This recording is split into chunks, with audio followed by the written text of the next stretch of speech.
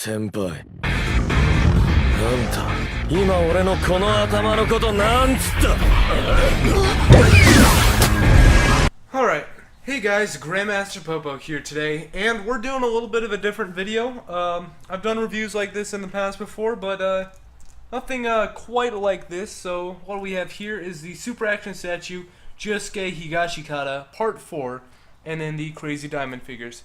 We're going to be taking a look at both of them today, so the reason I'm taking a look at both of them is you can't really have one without the other. It really, for me, to have them both together is just how you have to have the JoJo stand user figures. So we're going to be taking a look at Josuke first, and then we're going to look at Crazy Diamond. Alright, so taking a look at Josuke Higashikata, whenever you get him out of the package, you're going to notice it. He's got his stern face, and he's got a couple of fists. And I have to say that the paintwork for this face, it's a little off, I'm going to be honest. He kind of looks like he's been riding in the left side of a car for too long.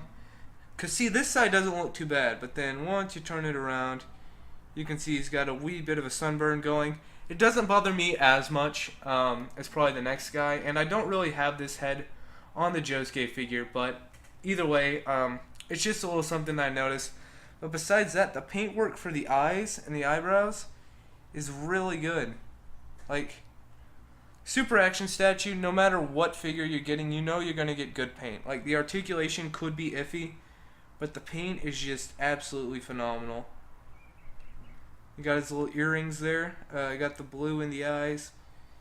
Got this crazy pompadour sculpted, and I'm going to get into the accessories a little later, but the back of the head and the top of the head are actually the same for both of the different heads. It's just the faces that are different. They're not interchangeable faces, it's just how they produce them. But you notice here we got this little bulging neck thing going on here. Not sure what quite that is.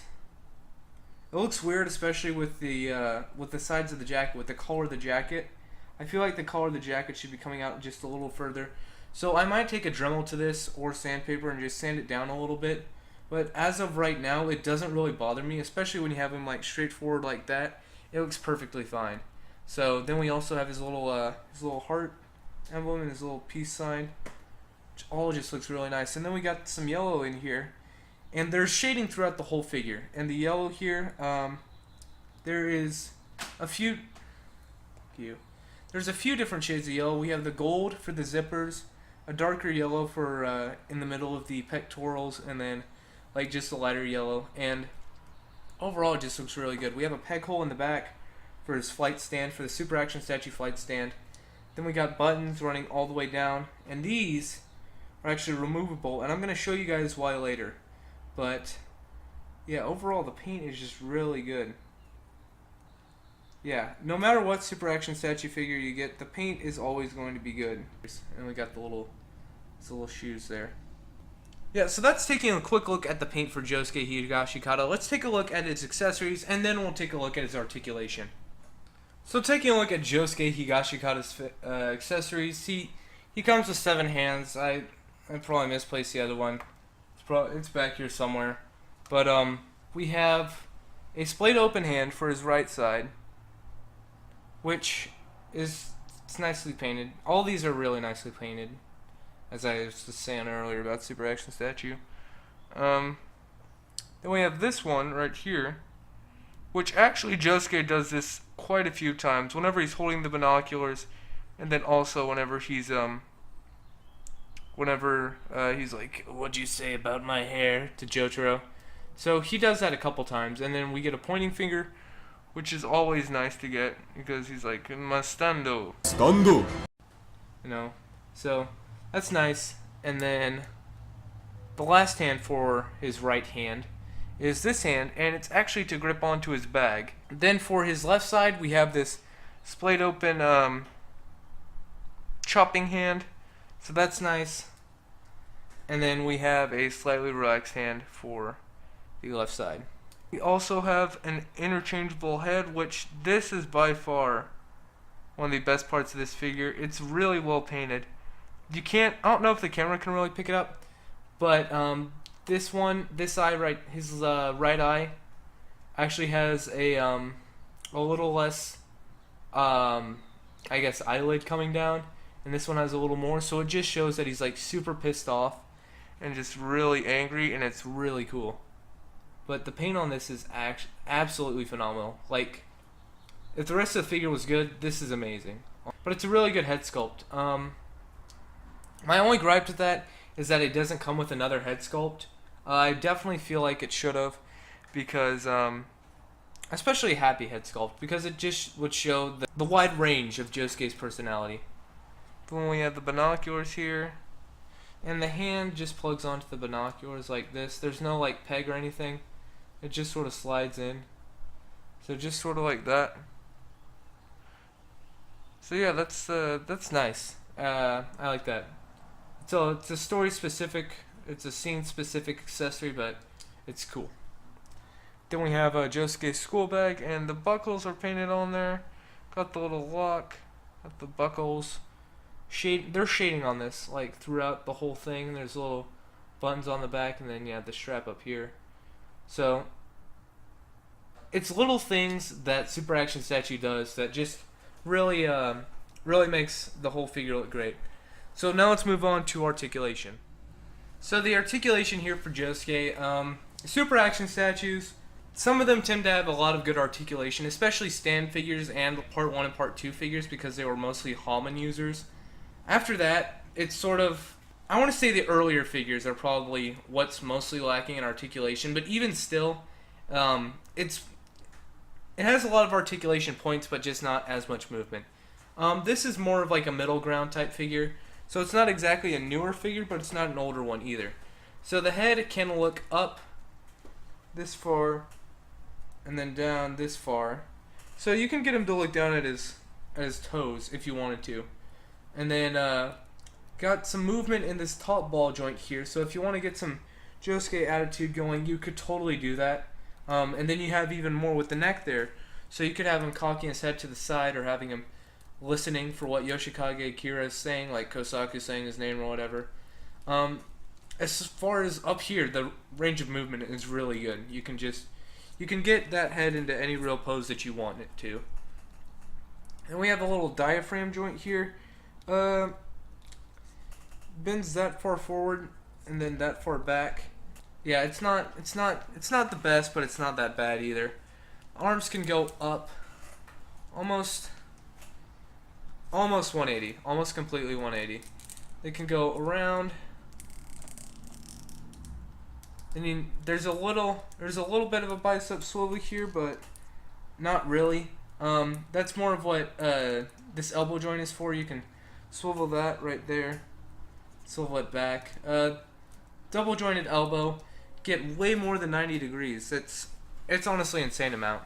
And you got a swivel here at the wrist, and this is just a ball peg. Like with the Figma figures and with the newer Figuarts, they'll use this like a peg piece. It's not like actually a ball peg, it's more of like just a regular peg. And it's starting to ring. Yeah, maybe I need to get a Kosaku so I can get Josuke and Kosaku out in the rain fighting. Anyways, so the range of movement in the arms is really good. Now the legs, especially like in this area in general, like the crotch area, is mostly what I have a problem with. So we're gonna take these off to look at this area. We have a swivel here, and it goes all the way around, but it feels kind of redundant when this is what the middle one's kind of for. It's a weird choice, but I mean, if you want double the swivel, I mean, you could totally get that. The legs can move up a really good amount if you have the skirt piece off, and that's the thing. No matter what skirt piece you have on, if it's this one or the interchangeable splayed open one, there's no way you would be able to get his leg that high in order to do a kick like that. Either way, though, it's still a lot of range of movement. It's just you can't really use it. Knee can go a little more than 90 degrees back. This knee can go back further, actually. So if I could compare that. Yeah, see? You can see that. This joint's probably still frozen. I'll probably take a hairdryer to it or something, I don't know, and then fix that up. But then we have a little bit of an ankle swivel down here. Not too big, just enough, and then you can move up and down, and it's got a little toe hinge. It's a fucking bird. So here's Josuke Higashikata's widest stance possible with both feet flat on the floor. As you can see, I have the other little skirt pieces on there. Those actually do help out a lot if you're trying to get the leg out and to the side. But as far as moving it forward, yeah, you're not gonna get that much without the thing popping off. Without it popping off, so I'd be wary of that.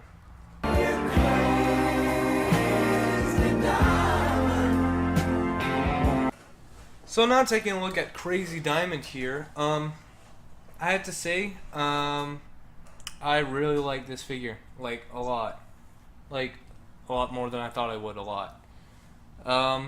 Because the shading on this, like just the blues, the sharp contrast of the blue and the pink, that might be why, but it just looks really good. Or the baby blue that's airbrushed on top of the blue, just looks really good.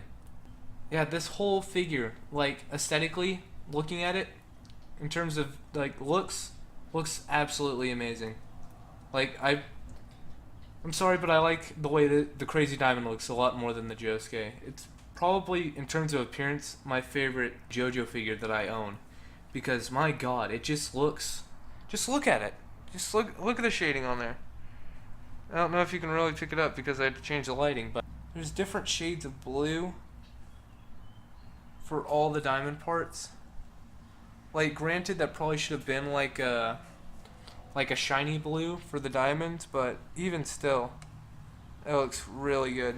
So in terms of paint for this guy, looks absolutely outstanding. I think the only real gripe that I have is that the metals could be a chrome, but even still, this gunmetal doesn't really bother me, and it actually, it's fine, because the rest of the figure just looks so good, especially the pipes here on the back. But Crazy Diamond doesn't have that much. It doesn't hinder it that much, but holy shit, that was lightning.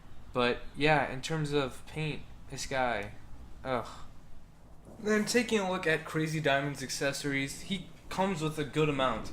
I didn't mention this with the other figure, with the Josuke, but all the Super Action Statue JoJo figures come with the stand, and yeah. But Crazy Diamond, not only does he come with a stand, but he also comes with a do-la-la-la-la effect. Looks really nice, actually, and looks like it came straight out of the manga. So yeah, back there's two different holes that you can plug it into. So there's that. But yeah, that's really nice, and I'll have some pictures of that at the end. So he comes with a interchangeable head, which I had on the figure before. I had it on there whenever I was doing pictures, and yeah, it's a really nice sculpt. Then he has two sort of chopping hands, which are nice, well painted. Two gripping hands, one for each side. See, he's got corresponding hands and the Josuke figure doesn't, which honestly confuses me. And two pointing hands, one for each side as well. And all of those are painted nicely. And then these down here are actually, I guess, shooting hands. So the first one we have here is the empty hand. Crazy Diamond has already shot off the projectile. Then we have the bead projectile, the ball bearing projectile, and then we have one that's semi open, and that's because he comes with two accessories, which would be the bullet. So that's nice, and then he comes with the heart-shaped piece of glass there, and don't know if you can really pick it up. Yeah, you definitely can't.